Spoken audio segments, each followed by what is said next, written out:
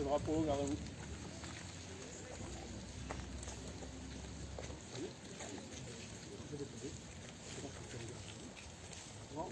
Dépose la bière.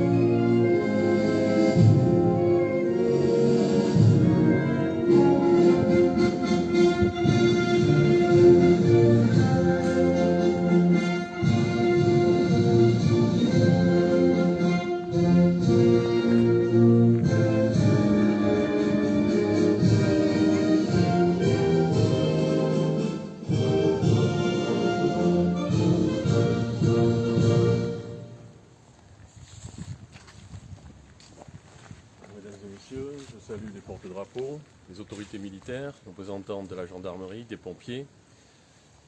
Nous allons procéder à la lecture d'un texte qui a été sélectionné pour cette cérémonie. Je laisserai ensuite la parole à M. Moriange qui va aussi me dire quelques mots. Et ensuite, je ferai la lecture du message de M. le ministre. Je donne la parole au jeune du conseil municipal des jeunes. 14-18. Folie meurtrière. 14-18. C'était la Grande Guerre. Ils ont vécu l'enfer. C'était la Grande Guerre. La folie meurtrière. Par un beau jour d'été, sous un ciel bleu d'azur, le clairon a sonné pour la grande aventure. Ils partirent faire la guerre au nom de la patrie. Ils étaient jeunes et fiers, la fleur au fusil. Mais du chemin des dames au fort du Doux-Aumont, ils ont perdu leur âme sous les feux des canons.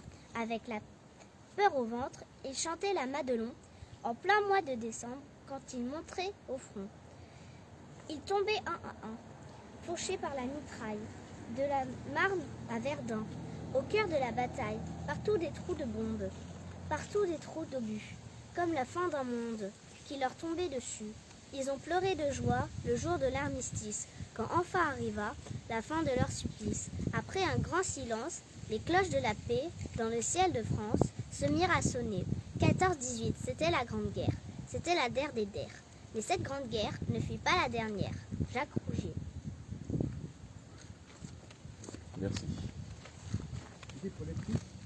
Bon, mesdames et messieurs, les anciens combattants vous remercient de votre présence, de tous les corps, les pompiers, les gendarmes, etc.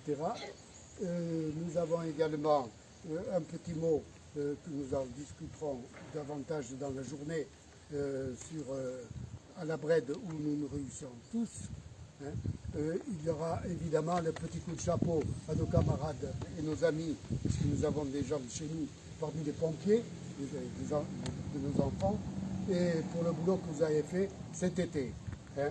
Merci pour le courage que vous avez, dont vous avez fait preuve, n'est-ce pas?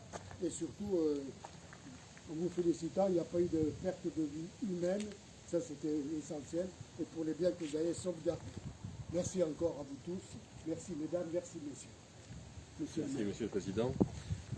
Mesdames et messieurs, messieurs les porte-drapeaux, mesdames et messieurs les représentants donc, des forces de l'ordre, de la gendarmerie, des polices, des pompiers et de l'armée, je tiens à m'associer aux propos de M. Moriange.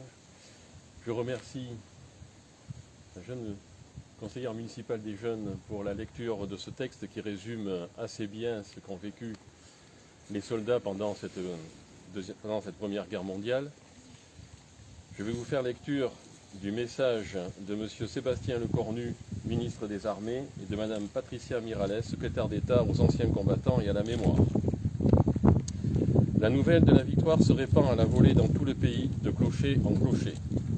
L'écho du clairon vient d'annoncer la fin d'un conflit qui a éprouvé le monde et décimé les hommes.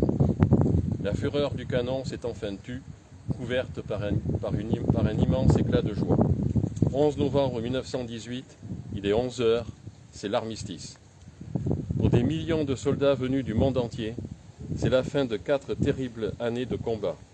Le soulagement est immense.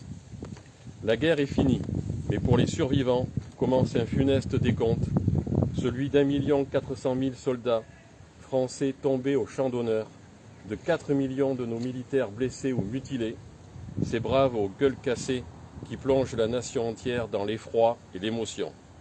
Le traumatisme est mondial. En tout, ce sont près de 10 millions de soldats qui ont été tués, 3 millions de veuves et 6 millions d'orphelins. Les morts sont presque aussi nombreux parmi les civils. Ceux qui sont revenus des combats racontent la puanteur des tranchées et le fracas des obus. Ils expliquent la peur avant les charges, le courage qu'il faut pour sortir des abris et donner l'assaut aux lignes ennemies sous la mitraille. Ils disent l'horreur du spectacle de leurs frères d'armes qui tombent à leur côté. Souvenons-nous de leur bravoure et de leur sacrifice. Commémorons ces soldats dont les noms doivent rester gravés dans nos mémoires, comme ils le sont sur nos monuments aux morts, dans les villes et les villages de France, dans l'Hexagone comme dans les Outre-mer. Souvenons-nous des soldats venus d'Afrique, du Pacifique, des Amériques et d'Asie, de ces soldats alliés venus verser leur sang pour la France et défendre avec nous la liberté sur une terre qu'ils ne connaissaient pourtant pas. Le sacrifice de nos poilus nous oblige, il nous rappelle que la paix a un prix et que nous devons être désormais unis avec ceux qui étaient hier nos adversaires, car ce n'est qu'avec le passé qu'on fait l'avenir, écrivait Anatole France. Ce souvenir, ce sont les jeunes générations qui doivent désormais s'en emparer pour venir raviver la flamme de la mémoire de ceux qui sont morts pour la France, pour notre liberté. C'est la reconnaissance que la nation doit à ses combattants, à ceux qui sont tombés et à ceux qui ont survécu.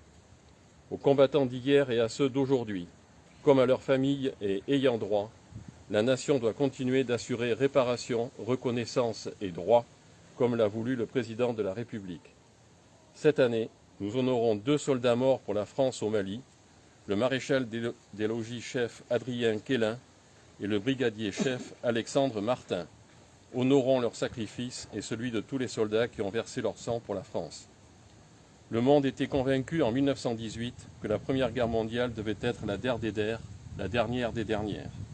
Nous savons ce qu'il advint de cet espoir, et aujourd'hui, en ce 11 novembre 2022, alors que la guerre est de retour sur notre continent, n'oublions pas le combat des poilus pour la paix et le sacrifice de nos soldats morts pour la France. Vive la République, vive la France.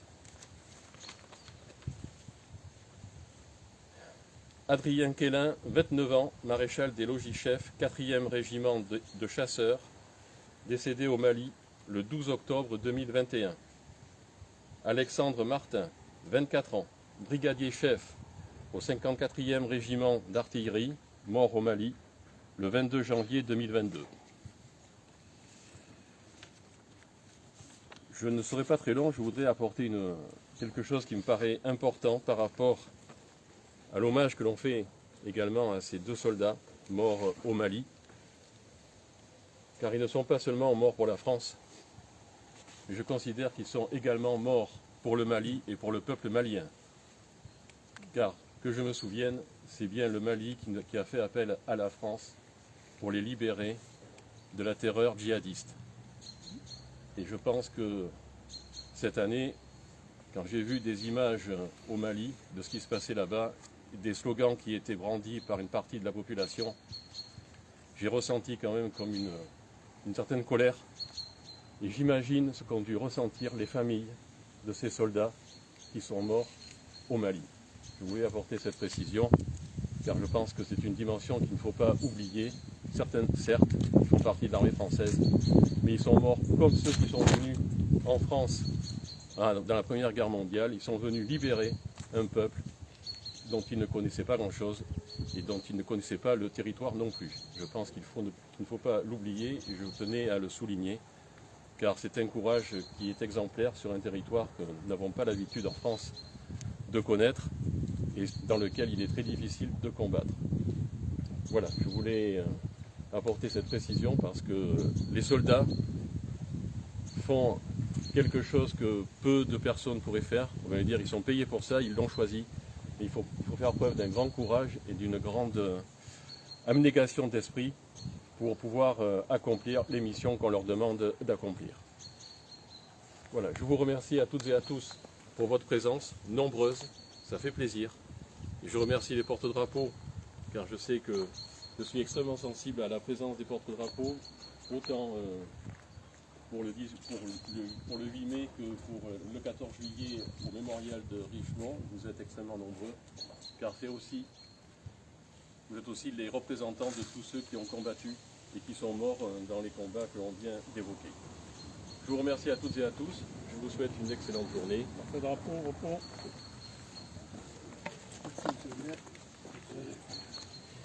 Voilà. Au revoir, monsieur Dac.